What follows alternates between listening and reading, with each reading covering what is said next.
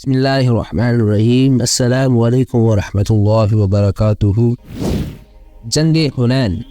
فتح مکہ کے بعد مشرقین عرب کی شوکت کا قریب خاتمہ ہو گیا اور لوگ جوق در جوق اسلام میں داخل ہونے لگے۔ یہ دیکھ کر حوازن اور ثقیف کے دونوں قبائل کے سرداروں کا اجتماع ہوا۔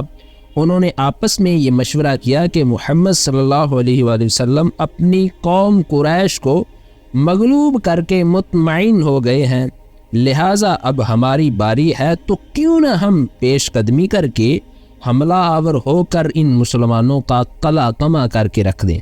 چنانچہ حوازن اور ثقیف کے دونوں قبائل نے مالک بن عوف ندری کو اپنا بادشاہ بنا کر مسلمانوں سے جنگ کی تیاری شروع کر دی۔ یہ خبر پا کر 10 شوال 8 ہجری کے مطابق 10,000 مہاجرین اور انصار اور 2,000 مکہ کے 9 مسلم اور 80 وہ مشرکین جو اسلام قبول نہ کرنے کے باوجود اپنی خواہش سے مسلمانوں کے رفیق جنگ بن گئے۔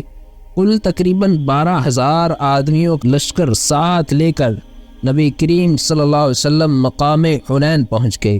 جب دشمن کے مقابلہ میں صف آرائی کا وقت آیا تو آپ نے مہاجرین کا پرچم حضرت علی رضی اللہ تعالی عنہ کو دیا اور انصار میں بنی خزرج کا علم بردار حضرت حباب بن منظر کو بنا دیا۔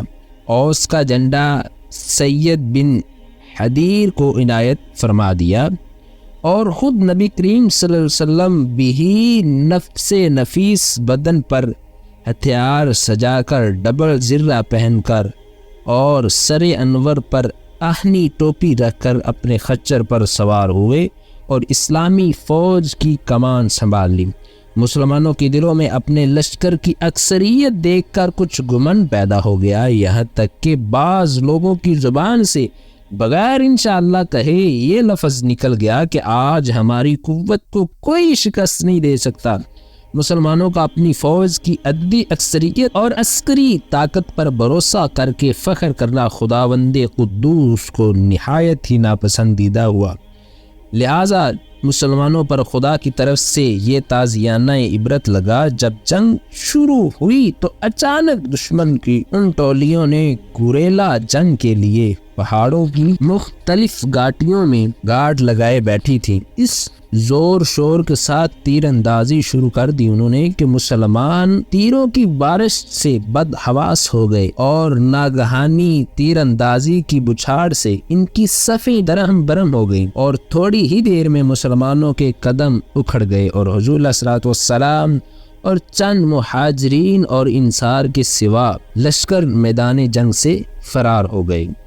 اس خطرناک صورتحال اور نازک گھڑی میں حضور علیہ الصلوۃ والسلام اپنے خچر پر سوار برابر آگے بڑھتے چلے گئے اور ایک شعر پڑھتے گئے، یعنی میں نبی ہوں، میں عبد المطلب کا فرزند ہوں۔ بالآخر حضور کے حکم پر حضرت عباس نے بآواز بلند بھاگتے ہوئے مسلمانوں کو پکارا۔ عباس کی آواز کو جب سنا مسلمانوں نے تو اس للکار کو سن کر مسلمان پلٹ پڑے اور پرچم نبوت کے نیچے جمع ہو کر ایسی جان نثاری کے ساتھ اور بہادری کے ساتھ انہوں نے جنگ لڑی کہ جنگ کا نقشہ ہی پلٹ گیا۔ یہ نتیجہ نکلا کہ شکست کے بعد مسلمان فتح مند ہو گئے اور پرچم اسلام سربلند ہو گیا۔ ہزاروں کفار گرفتار ہو گئے اور بہت سے تلوار کا لقمہ بن گئے۔ بے شمار مالی غنیمت مسلمانوں کے ہاتھ آ گیا اور کفار عرب کی طاقت و شوکت کا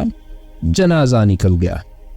جنگ حنین میں مسلمانوں کے اکثر تعداد پر غرور کے انجام میں شکست اور پھر نصرت و فتح کا حال خداوند قدوس نے اپنے الفاظ میں ذکر کیا، جس کا ترجمہ یہ ہے کہ بے شک اللہ نے بہت جگہ تمہاری مدد کی اور حنین کے دن جب تم اپنی کثرت پر اترا گئے تھے تو وہ تمہاری کچھ کام نہ آئی، زمین وسیع ہونے کے باوجود تم پر تنگ کر دی گئی، پھر تم پیٹھ دکھا کر بھاگ گئے تھے، پھر اللہ نے اپنی تسکین اتاری اپنے رسول پر اور اپنے مسلمانوں پر، اور وہ شکر ادا کرنے لگے جو میں دیکھ رہا تھا وہ تم نہیں دیکھ رہے تھے، اور کافروں کو عذاب دیا اور منکروں کی یہی سزا ہے۔ جنگ حنین کا یہ جو واقعہ ہے یہ اس بات کی دلیل ہے کہ مسلمانوں کو میدان جنگ میں فتح و کامرانی فوجیوں کی کثرت اور سامان جنگ کی فراوانی سے نہیں ملتی، بلکہ فتح و نصرت کا دار و مدار در حقیقت اللہ تبارک و تعالیٰ کی فضل عظیم پر ہے۔ اگر وہ رب کریم اپنا فضل عظیم فرما دے تو چھوٹے سے چھوٹا لشکر بڑی سے بڑی فوج پر غالب ہو کر مظفر اور منصور ہو سکتا ہے۔ اگر اس کا فضل کرم شامل حال نہ ہو تو بڑے سے بڑا لشکر چھوٹی سے چھوٹی فوج سے بھی مغلوب ہو کر شکست کھا سکتا ہے۔ لہٰذا مسلمانوں کو لازم ہے کہ کبھی بھی اپنے لشکر کی کثرت پر اعتماد نہ رکھیں، بلکہ ہمیشہ خداوند قدوس کے فضل و کرم پر بھروسہ رکھیں۔ امید ہے کہ آپ کو یہ ہماری ویڈیو پسند آئی ہوگی۔ مزید اس طرح کی اسلامک ویڈیو حاصل کرنے کے لیے ہمارے چینل کو سبسکرائب کر لیں، ویڈیو کو لائک اور شیئر کرنا مت بھولیے گا۔ جزاک اللہ خیرہ۔